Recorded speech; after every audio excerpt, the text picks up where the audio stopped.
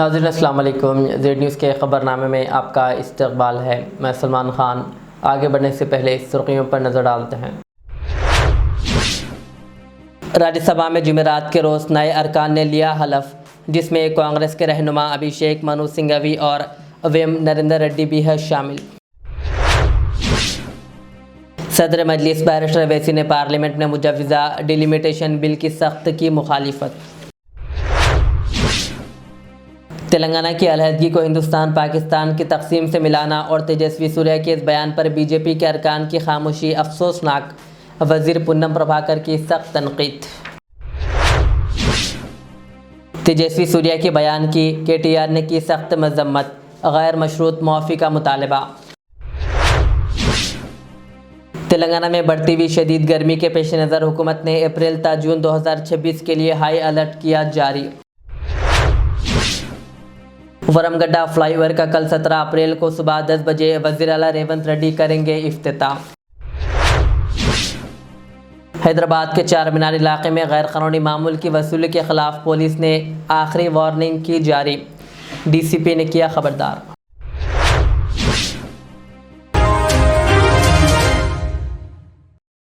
अब पेश है खबरों की तफसील। राज्यसभा में जुमेरात के रोज़ नए मुंतखब अराकीन ने हलफ लिया। तेलंगाना से कांग्रेस के रहनुमा अभिषेक मनु सिंघवी और वेम नरेंद्र रेड्डी ने भी बतौर रुकन हलफ लिया। इस मौके पर बीजेपी के कौमी सदर नितिन नाबिन के अलावा दीगर रियासतों के अरकान ने भी हलफ लिया, जबकि चेयरमैन CP राधाकृष्णन ने तमाम अरकान को मुबारकबाद पेश की। MIM के सरबराह हैदराबाद के रुकन पार्लियामेंट बैरिस्टर असदुद्दीन अवैसी ने पार्लियामेंट में मुजव्वज़ा डिलिमिटेशन बिल की सख्त मुखालिफत की है। उन्होंने खबरदार किया कि इस बिल से ताकत का तवाज़ुन शुमाली रियासतों की तरफ झुक सकता है और जनूबी रियासतों की नुमाइंदगी कमज़ोर हो सकती है। ये बहस उस वक्त हो रही है जब जनूबी रियासतों में इस बिल को लेकर खदशात और एतराज़ात बढ़ रहे हैं और इसे विफाकी ढांचे में अदम तवाज़ुन का सबब करार दिया जा रहा है। Asauddin Owaisi. Sir, I oppose this introduction of this constitutional amendment bill because it violates the parliamentary form of democracy and federalism, which are both parts of basic structure of the constitution, sir. Sir, this is not about the one reservation. The main goal is to make South rule and other areas the ruler and completely erase the representation of OBCs and Muslims from the elected legislature. Sir, federalism is the basic structure of the constitution. By removing the delimitation freeze, it gives more seats and power to larger population while denying a fair voice to smaller population. This again is a violation of federalism, which is part of basic structure, sir. Sir, the Hindi heartland has 38.1%. It will increase to 43.1%. Southern states will decrease from 24 to 20%. Sir, why I say it is complete destruction of federalism? It also curtails parliamentary democracy. Parliament democracy has to be representative of, if a voter in Telangana feels that their voting or not makes no difference, if decisions are taken in UP rather than parliament, why will they vote? Thirdly, sir, it violates our own direction 19A2. Minister has to give 7 days notice of a motion for introducing a bill in this house. Similar copies of bill have to be introduced, need to be given to members 2 days before the introduction. Third, sir, this is a clear violation of 123B of RP Act 1951 to 1 week before voting. I call this a corrupt practice, sir. I will be asking for a division of this bill, sir, and I end by what Sahir Ludhiani had said. यहाँ पर गरीबों से मतलब जुनूबी हिंद के लोग, मुसलमान और OBC। इसका साहिर लुधियानी ने कहा, सर, शहंशाहों के गरीबों से ताल्लुक ही नहीं, एक शहंशाह ने दौलत का सहारा लेकर हम गरीबों की मोहब्बत का उड़ाया मजाक। तेलंगाना के वज़ीर ट्रांसपोर्ट व BC वेलफेयर पूनम प्रभाकर ने MP तेजस्वी सूर्या के बयान पर रद्दमल देते हुए कहा कि तेलंगाना से ताल्लुक़ रखने वाले BJP अरकान पार्लियामेंट और मरकज़ी वज़रा का खामोश रहना शर्मनाक है। उन्होंने कहा कि जब भी मौका मिलता है तेलंगाना के ख़िलाफ़ BJP जहर उगलने की कोशिश करती है, जो जमहूरियत के लिए मुनासिब नहीं है। उन्होंने कहा कि तेलंगाना की अलहदगी को हिंदुस्तान पाकिस्तान तकसीम से मिलाना और तेजस्वी सूर्या के इस बयान पर तेलंगाना BJP के अरकान पार्लियामेंट की खामोशी अफसोसनाक है। అసలు దేశ ప్రజాస్వామ్యంలో రాష్ట్రాల కూటమిగా ఏర్పడ్డ ఈ దేశంలో ప్రజాస్వామిక ఫెడరల్ సిస్టంలో తెలంగాణ విభజనను అవహేళన చేస్తుంటే తెలంగాణ ఏర్పాటుకు సంబంధించి కారం జల్లుతూ పుండు గెలికే ప్రయత్నం చేస్తారు. అటువంటి అజ్ఞానులు ధనబలంతో మందబలంతో పార్లమెంటుకి వస్తే కనీసం ఆ పార్టీ అనే బుద్ధి నేర్పాలి. ఇలా సౌహృద వాతావరణంలో బతకాల్సిన పరిస్థితుల్లో తెలంగాణ ఏర్పాటు మీద తాపుకొకసారి కారం జల్లుతూ పుండు గెలికే ప్రయత్నం చేస్తా ఉన్నారు. ఇది ప్రజాస్వామ్యానికి మంచిది కాదు. అసలు దేశ ప్రజాస్వామ్యంలో రాష్ట్రాల కూటమిగా ఏర్పడ్డ ఈ దేశంలో ప్రజాస్వామిక ఫెడరల్ సిస్టంలో తెలంగాణ విభజనను అవహేళన చేస్తుంటే తెలంగాణ ఏర్పాటుకు సంబంధించినటువంటి ప్రక్రియ ఆ వేదిక లోక్సభ అయితే అక్కడనే దానికి తెలంగాణ ఏర్పాటుకు అవమానం జరుగుతుంటే ఎందుకు ప్రేక్షకులుగా ఉంటా ఉన్నది వ్యవస్థ? ఇలా నేను మళ్ళీ డిమాండ్ చేస్తా ఉన్నా. భారతీయ జనతా పార్టీ అధ్యక్షుడు రామచంద్రరావు గారు, కేంద్రంలో ప్రాతినిధ్యం వహిస్తున్న ఎంపీలు, లోక్సభ రాజ్యసభ, మీరు ఈ అంశాన్ని తీవ్రంగా తీసుకుంటే నేను తెలంగాణ ఉద్యమకారులందరికీ విజ్ఞప్తి చేస్తా ఉన్నా. ఇది ఏ ఒక్కరికి అవమానకరం కాదు. ఇలా తెలంగాణ ఉద్యమ స్ఫూర్తిగా తెలంగాణ ఉద్యమకారులంగా అనేక సందర్భాల్లో మనం మన హక్కును గుర్తింపును అడుగుతున్నప్పుడు మనను అవమానపరిచి మన ఉద్యమాన్ని మన ఏర్పాటును తెలంగాణ విభజన విధానాన్ని అవమానపరిచి మాట్లాడుతున్నటువంటి వాళ్ళ పట్ల మరొక్కడు నోరు విప్పే ధైర్యం చేయకుండా చట్టరీత్యా ప్రజాస్వామ్య రీత్యా రాజకీయ రీత్యా అన్ని రకాలుగా వాళ్ళ నోళ్లకు వాళ్ళకు బుద్ధి చెప్పేటువంటి ప్రక్రియ జరగాలని కోరుకుంటా ఉన్నా. बीआरएस के वर्किंग सदर केटीआर ने बीजेपी पर एक बार फिर तेलंगाना की तश्कील के खिलाफ जहरीली ज़बान के इस्तेमाल का इल्ज़ाम लगाया। उन्होंने कहा कि तेलंगाना की अलहदगी को हिंदुस्तान पाकिस्तान तकसीम से मिलाना निहायत अहमकाना है और इसकी सख्त मजम्मत की जानी चाहिए। केटीआर ने कहा कि तेलंगाना रियासत अवाम की तवील जद्दोजहद और क़ुरबानियों के नतीजे में वजूद में आई है, लेकिन बीजेपी कायदीन बार बार इनके क़ुरबानियों और अवाम की खुददारी की तौहीन कर रहे हैं। उन्होंने अफसोस का इजहार करते हुए कहा कि पार्लियामेंट में मौजूद तेलंगाना के 8 बीजेपी अरकान अपने ही साथी रुकन के काबिल एतराज़ बयान को रोक ना सके और ना ही इनकी इस्लाह की। उन्होंने इस बयान की सख्त मजम्मत करते हुए बीजेपी एमपी तेजस्वी सूर्या से गैर मशरूत मुआफ़ी का मुतालबा किया।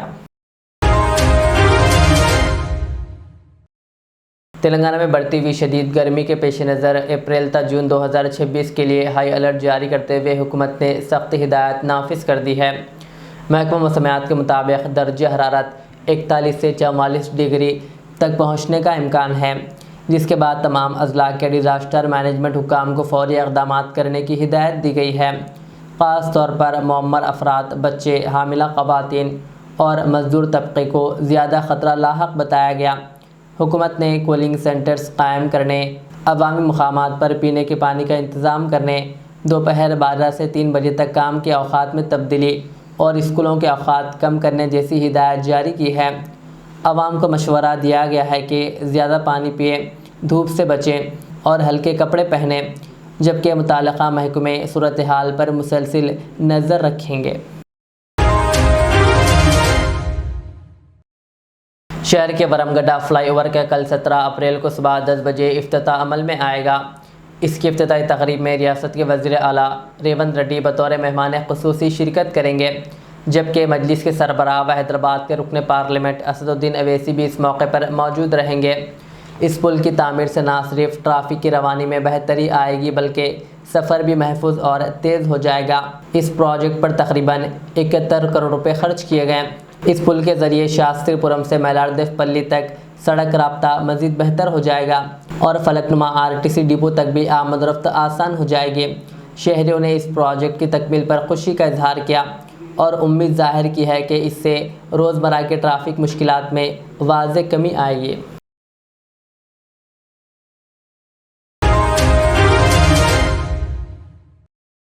पहाड़ी शरीफ रोड पर वाक़ प्रीमियम फंक्शन हॉल में हल्क़े असम्बली महेश्वरम के रुकन असम्बली सबिता इंदिरा रेड्डी ने शादी मुबारक और कल्याण लक्ष्मी स्कीम के तहत 400 चेक्स तकसीम किए। इस तकरीब में मुस्तहिक़ ख़ानदानों को माली इमदाद फराहम की गई। इस मौके पर बीआरएस के कायदीन के अलावा अवाम की कसीर तादाद मौजूद थी। जलपल्ली मुन्सिपालिटी शादी मुबारक चेक्स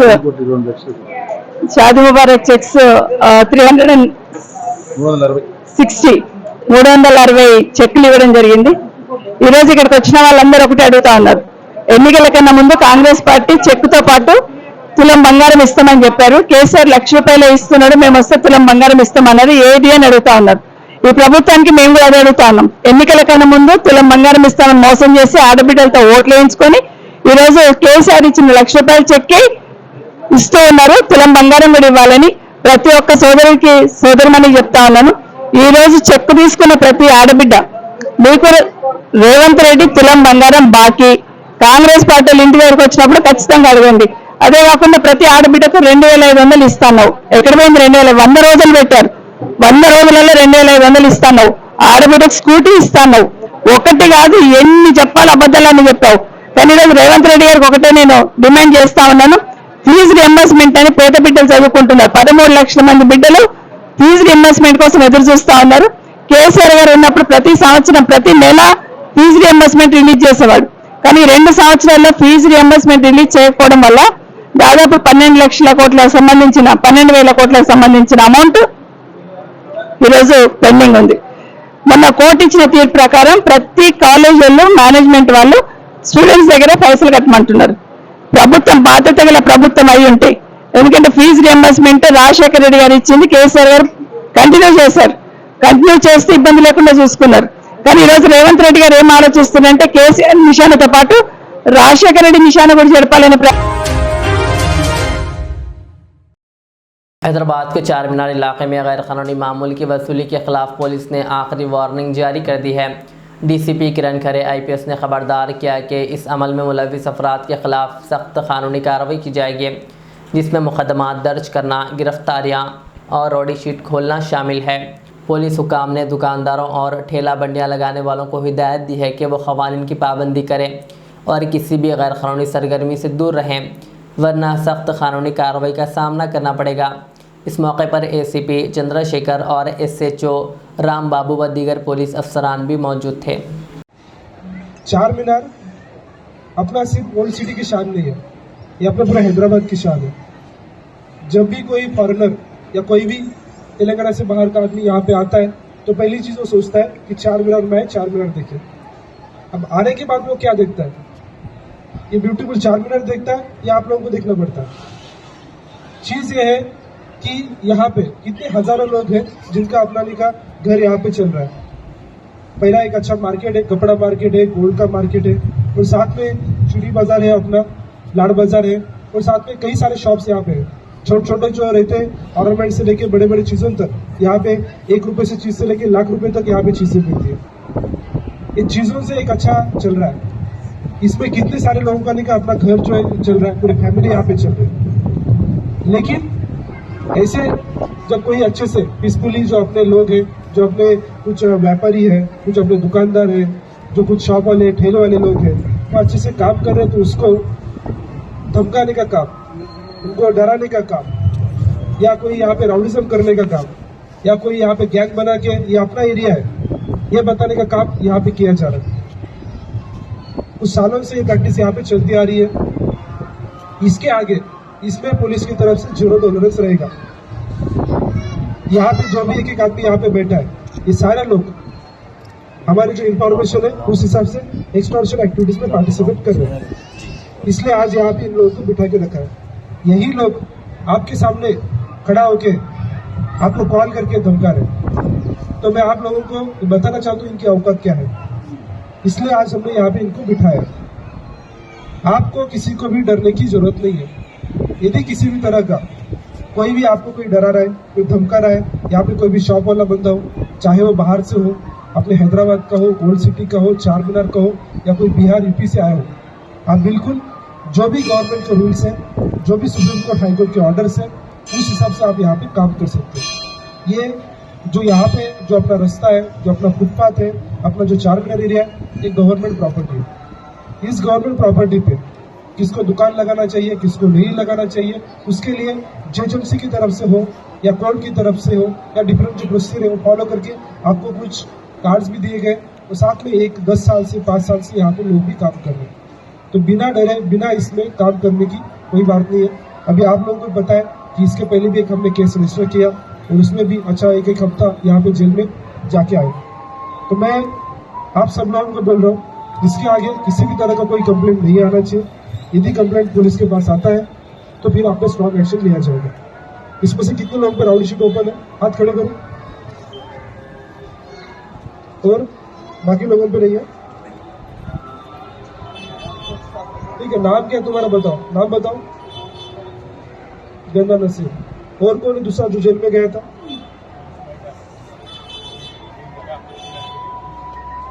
क्या नाम तुम्हारा? हाँ, अजहर खान। तुम्हारा नाम क्या है? ठीक है, बैठो। नाम क्या है तुम्हारा? रशीद। तुम्हारा नाम क्या है? मोइज। तुम्हारा? कमलेश।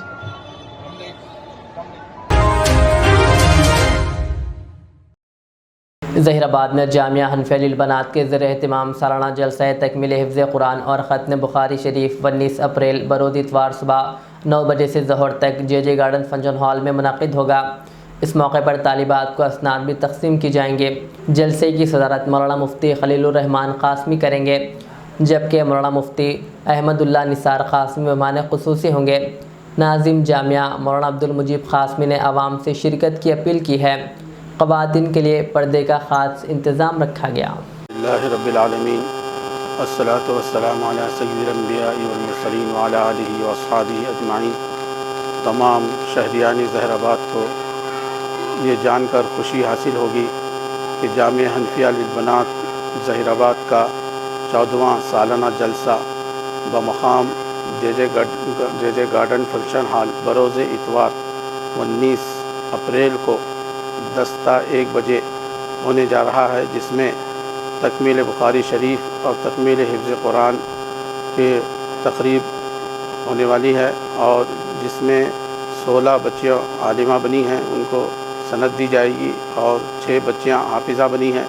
टोटल 20 बच्चों को सर्टिफ़िकेट दिया जाएगा इंशाअल्लाह। और इस मदरसे में अल्हम्दुलिल्लाह बग़ैर फ़ीस के तालीम जारी है, क्योंकि ये बिल्कुल सलम बस्ती होने के अतबार से फ़ीस अदा नहीं कर सकती हैं तालिबात, इसलिए मदरसे वालों ने फ़ैसला लिया कि बग़ैर फ़ीस के उन्हें तालीम दी जाए। तो अल्हम्दुलिल्लाह आज से 20 साल पहले इस मदरसे का आगाज़ हुआ। इन 20 सालों में मदरसे ने 139 बच्चियाँ यहाँ पर अल्हम्दुलिल्लाह आलिमा बनी हैं और 52 बच्चियाँ हाफिज़ा बनी हैं और 300 से ज़ायद बच्चियाँ तजवीद की सनदें हासिल करके और इसी तरीके से टेलरिंग की है, अपनी अपनी जगह मकातिब चला रही हैं और बड़े बड़े स्कूलों में दीनियात का शोबा और तजवीद का शोबा संभाल रही हैं और देहातों में भी जो है मकातिब के ज़रिए से दीनी तालीम दे रही हैं।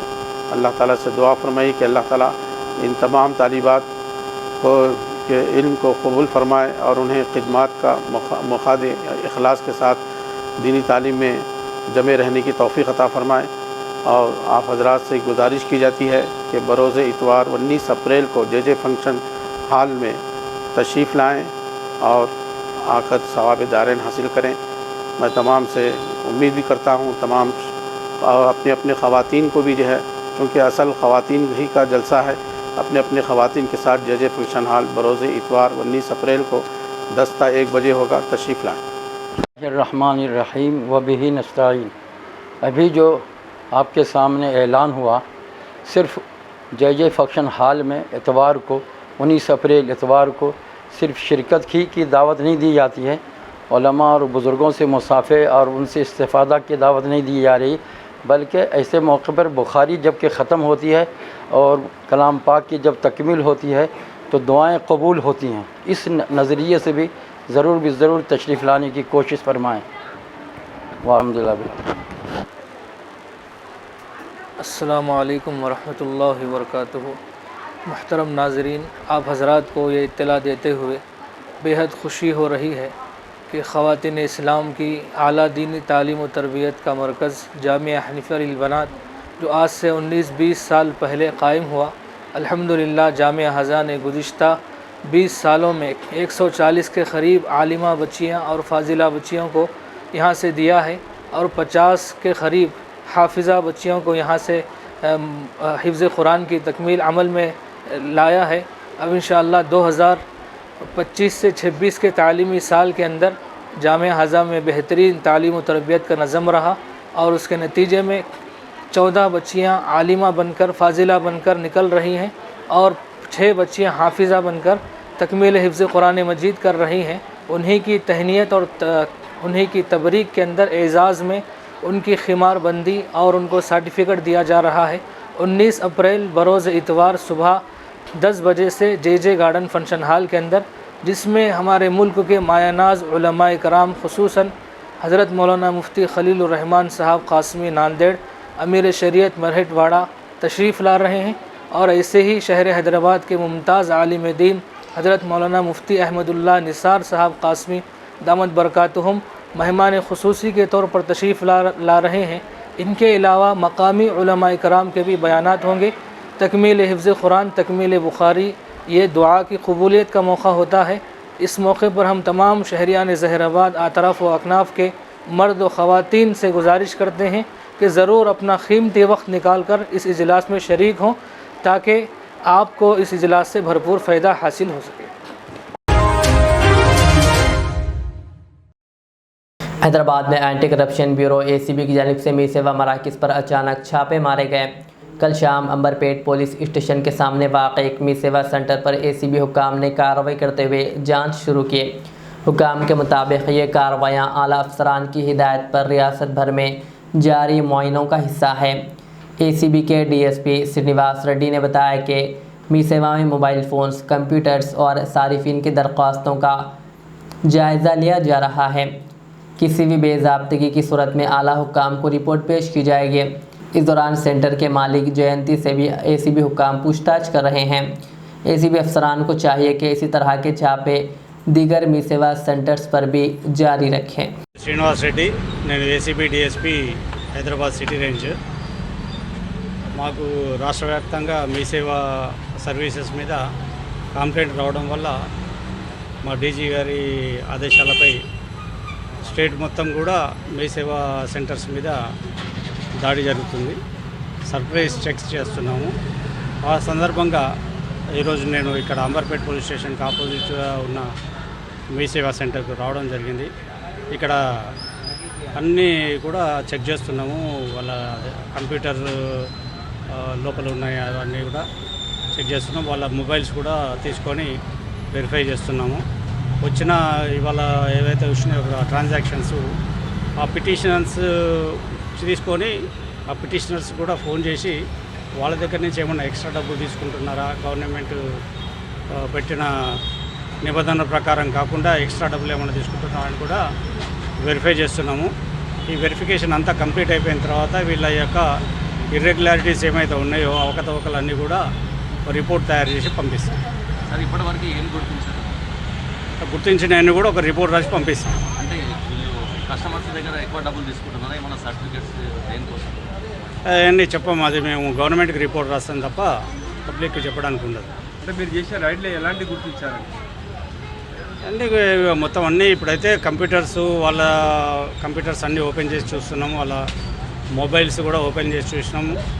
ఎవరన్నా ఈ మీడియేటర్స్ ఉన్నారా, దళారీల మధ్యలో ఎవరైనా ఉన్నారా, ఆ దళారీలకు సంబంధించిన ట్రాన్సాక్షన్స్ ఏమైనా ఉన్నాయా, ఇవన్నీ కూడా వెరిఫై చేస్తున్నాం. ఎక్స్ట్రా డబ్బులు తీసుకుంటున్నట్టు కూడా మీకు ఏమైనా కంప్లైంట్లు అంటే ఆల్ ది హోల్ మొత్తం రాష్ట్ర వ్యాప్తంగా ఆ కంప్లైంట్ల మీదనే ఇవాళ దాడులు జరిగినాయి. వాటిని కూడా వెరిఫై చేస్తున్నాం. వెరిఫై చేసి ఏది ఉన్నా కానీ అది ప్రభుత్వానికి మేము నివేదిక సమర్పిస్తాం.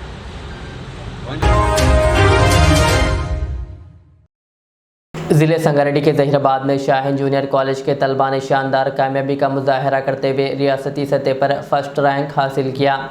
इंटरमीडिएट BPC साल अव्वल की तालिबा सामिया माहिन ने 440 में से 438 नंबर लेकर स्टेट फर्स्ट रैंक हासिल किया, जबकि बीबी आयशा सिद्दीक़ा ने साल दुव्वम में 1000 में से 995 और बी चंद्रा लहरी ने 992 नंबर हासिल किए। इस मौके पर शाहीन स्कूल व कॉलेज इंतज़ामिया ने एक पुरविकार तकरीब मुनक़्क़िद करते हुए तलबा और इनके वालिदैन को मुबारकबाद पेश की। Managing director doctor Abdul Furqan ने कामयाब तलबा की हौसला अफजाई करते हुए कहा कि वह मुस्तक़बिल में भी मुल्क व कौम का नाम रोशन करेंगे। अस्सलाम वालेकुम। आज शाहीन जूनियर कॉलेज ज़हीराबाद में हमारे कॉलेज के तलबा जिन्होंने स्टेट में अच्छा रैंक हासिल किया और हमारे कॉलेज के तालिबा ने स्टेट में फ़र्स्ट रैंक हासिल किया। आज उनको फेलिसिटेशन, उनको तहनीत पेश की गई और साथ ही साथ तमाम उन स्टूडेंट्स को जिन्होंने 400 प्लस और 900 प्लस मार्क्स सेकेंड ईयर में स्कोर किए, उन तमाम को फेलिसिटेशन के लिए आज एक तकरीब मुनक़्क़िद की गई थी, जिसमें बच्चों की हिम्मत अफजाई के लिए फेलिसिटेशन किया गया और बच्चों को और उनके वालिदैन को मुबारकबाद पेश की गई। और ये बहुत बड़ी खुशी का मौका है शहरियान ज़हीराबाद के लिए और ज़िला संगारेड्डी के अवाम के लिए कि हमारे इस कॉलेज की लड़की ने रियासत भर में फ़र्स्ट रैंक हासिल किया। 438 मार्क्स BPC ग्रुप में आउट ऑफ 440 स्कोर किए और स्टेट में पहला रैंक हासिल किया है। ये हमारे लिए, आप तमाम के लिए बहुत खुशी का मौका है और मैं तमाम ज़हीराबाद के अवाम का शुक्रगुज़ार हूँ कि उन्होंने हमारे इस कॉलेज को हमेशा से सपोर्ट किया और कोऑपरेट किया और मैं उम्मीद करता हूँ कि आप तमाम लोग आगे भी आने वाले वक्त में भी हमारे इस इदारे को सपोर्ट करेंगे। जज़ाकल्लाह। ज़हीराबाद गवर्नमेंट डिग्री कॉलेज में स्पोर्ट्स एनुअल डे निहायती जोश खरोश के साथ मनाया गया। प्रोग्राम का आगाज़ सुबह 11 बजे हुआ, जिसमें मेहमान ख़ुसूसी प्रोफेसर मुस्तफ़ा अली सरवरी और मेहमान एजाज़ी सैयद अहमद जिलानी ने शिरकत की। इस मौके पर तलबा ने मुख्तलिफ़ सरगर्मियों के ज़रिए अपने टैलेंट का शानदार मुज़ाहरा किया। तक़रीब में तालीमी और खेल के मैदान में नुमाया कारकर्दगी दिखाने वाले तलबा को इनामात से नवाजा गया। सैयद अहमद जिलानी ने अपने खिताब में तालीम की अहमियत पर ज़ोर देते हुए ख़ास तौर पर लड़कियों को आला तालीम हासिल करने की तलक़ीन की। ये प्रोग्राम प्रिंसिपल मोहम्मद असलम फ़ारूक़ी की निगरानी में मुनक़्क़िद हुआ, जिन्होंने मेहमानों का शुक्रिया अदा किया। तेलंगाना में है कि इस कॉलेज में BSc उर्दू मीडियम है। इसके लिए हमारे इफ्तिखार जो इस कॉलेज में काम करते थे, जो जूनियर लेक्चरर बन के गए हैं, इनकी क़ियादत में भी हमारे कॉलेज को उस ज़माने के तालिबात ने स्ट्रगल किया था और हुकूमत को मजबूर किया था कि इस कॉलेज में BSc उर्दू मीडियम का क़याम अमल में आए। तो देखिए कि कॉलेज की हिस्ट्री रही है 1991 से लेकर आज तक। अगर आप हिसाब करें 35 ईयर्स का यंग कॉलेज है। कितने हैं? 35 साल इस कॉलेज के हो चुके हैं और इस 35 साल में हर साल के हिसाब से अगर देखें तो 200 तालिब इल्म इस कॉलेज से बाहर निकले हैं और इस कॉलेज को से तरक्की पाते हुए दुनिया में नाम रोशन कर रहे हैं। मैं अभी उनका जिक्र करूंगा। तो इस कॉलेज के जो प्रिंसिपल्स गुजरे हैं, तो मेरे से पहले तकरीबन 27 प्रिंसिपल ने इस कॉलेज में बहैसियत प्रिंसिपल खिदमत अंजाम दी। मैं खुद इस कॉलेज में 2006 से 2012 तक जो है एज ए उर्दू लेक्चरर और बाद में असिस्टेंट प्रोफेसर यहाँ पर काम किया हूँ। तो उस ज़माने में गीता पटनायक मैडम यहाँ पर प्रिंसिपल थे। उससे पहले जैसे सुरेंद्र साहब कहते हैं कि अनंतैया साहब थे और हमारे लेक्चरर्स में कुतुब सरशार साहब थे यहाँ पर और घनश्याम साहब थे, ख्वाजा साहब मरहूम थे। और जब मेरे आने के बाद जनाब अब्दुल हई साहब कॉमर्स लेक्चरर, ईसा हाशमी और जो सबिया शरीफ एक नाम की खातून गुजरे हैं, जो अब मौजूदा जो है वुमेंस कॉलेज कोठी में ये जो है कॉमर्स के असिस्टेंट प्रोफेसर है रेगुलर और HOD है। तो इस कॉलेज में बहुत सारे लेक्चरर्स ने भी खिदमत अंजाम दी। जैसे मेरे ज़माने में जैसे मैंने कहा कि अब्दुल हई साहब, ईसा हाशमी साहब, सबिया शरीफ और उसके बाद में जब मेरा तबादला हुआ निज़ामाबाद तो यहाँ जलील साहब, फरहत मैडम और अभी बदर मैडम आए हुए हैं। ये सब यहाँ पर खिदमत अंजाम दिए हैं। तो ये कारवां है और जारी कारवां है।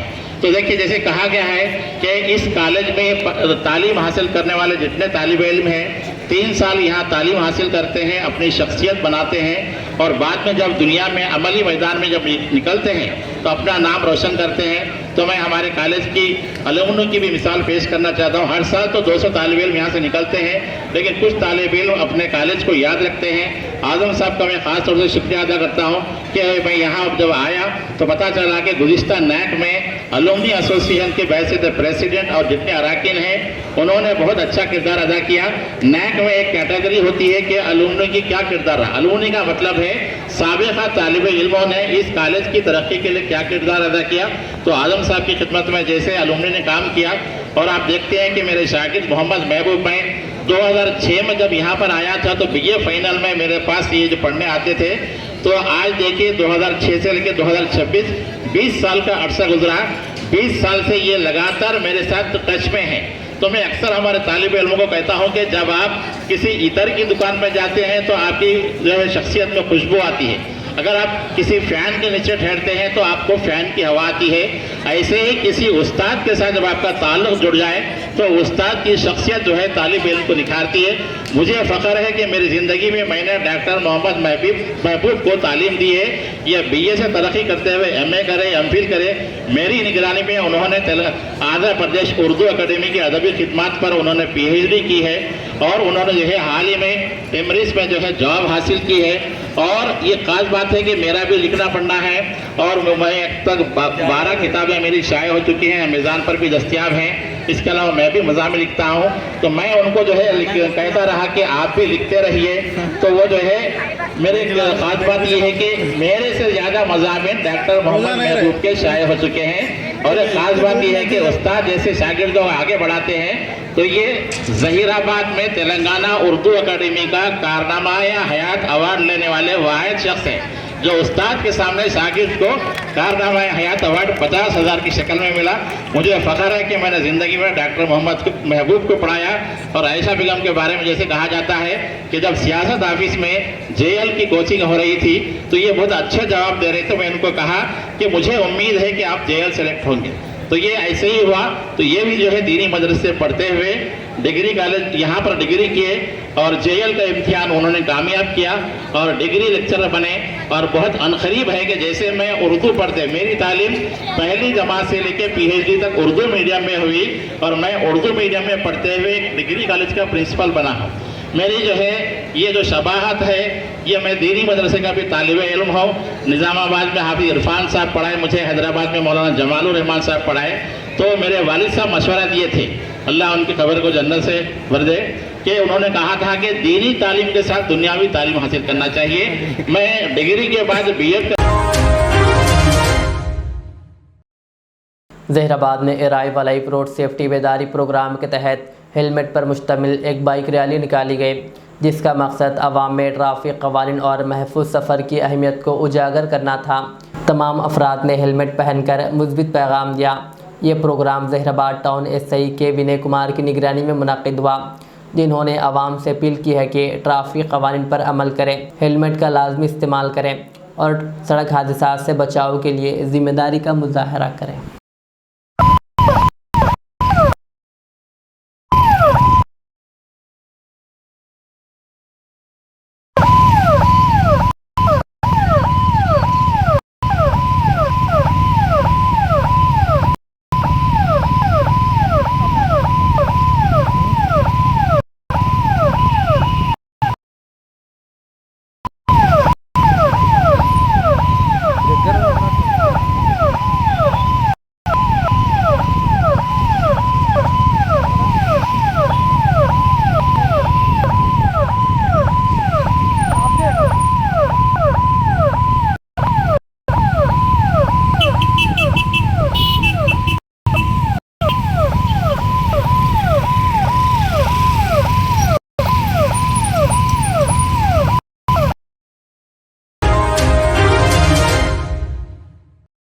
आखिर में सुर्खियां और एक बार।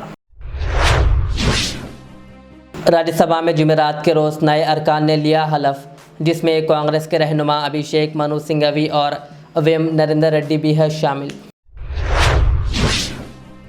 सदर मजलिस बैरिस्टर अवैसी ने पार्लियामेंट में मुजव्वज़ा डिलिमिटेशन बिल की सख्त की मुखालिफत। तेलंगाना की अलहदगी को हिंदुस्तान पाकिस्तान की तकसीम से मिलाना और तेजस्वी सूर्या के इस बयान पर बीजेपी के अरकान की खामोशी अफसोसनाक, वज़ीर पूनम प्रभाकर की सख्त तनकीद।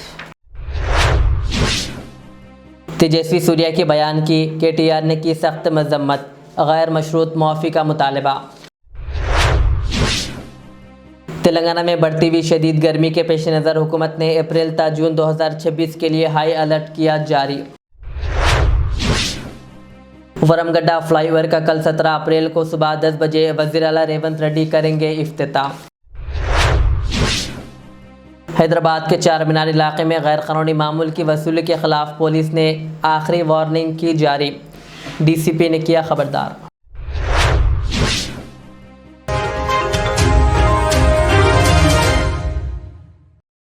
ये थी आज की दिन भर की हमारी ख़बरें। मुझे इजाज़त दीजिए। हमारे चैनल को YouTube पर सब्सक्राइब, फेसबुक पर लाइक शेयर ज़रूर करें। अल्लाह हाफिज़। रियाज इस्लामिक स्कूल तालीमी मैदान में एक नया इनकलाब। इस्लामिक और मॉडर्न एजुकेशन की अजीम दरसगाह 23 साल तजुर्बे के बाद तलबा और तालिबात के लिए रियाज इस्लामिक स्कूल पेश करता है हिफ्ज़ कुरान, नाज़िरा कुरान क़ायदे के अलावा नर्सरी ता 10वीं जमात तक की तालीम का बेहतरीन नज़्म। बच्चों के लिए हॉस्टल की सहूलत, मुस्तहिक़ तलबा के लिए खुसूसी रियायत, तलबा और तालिबात के लिए अलहदा क्लासेस के माकूल नज़्म, खुसूसी computer classes, hardware and software training, बच्चों में तहरीरी और तकरीरी सलाहियतों को उजागर करने के लिए हफ्तावारी प्रोग्राम, काबिल और मुशफ़िक़ असातिज़ा इकराम की निगरानी में बेहतरीन तालीम नज़्म। सुबह 8 बजे तक शाम 4:30 बजे दाखिले जारी हैं, उजलत कीजिए। Riyaz Islamic school, opposite lane, new SR petrol pump, Vattepally, Hyderabad. Al Riyaz tours and travels, जहां पर domestic and international air ticketing, visa endorsement, immigration, passport दाखिल करने में ताउन, विजिट वीज़ा और उम्रा वीज़ा के साथ साथ वेस्टर्न यूनियन और मनीग्राम के अलावा दीगर कई सारी बेहतरीन सहूलियात भी यहां पर दस्तयाब रहेगी। मज़ीद तफसीलात के लिए दिए गए इस नंबर पर प्रोपराइटर मोहम्मद रियाज अहमद से रब्ता किया जा सकता है। फ़ोन नंबर है 9700358014 या फिर 9182535378 या फिर सीधे चले आए अल रियाज हेल्थ केयर क्लिनिक, मुस्तफ़ा नगर, फलकनुमा, हैदराबाद। आपका इत्मीनान ही हमारी कामयाबी।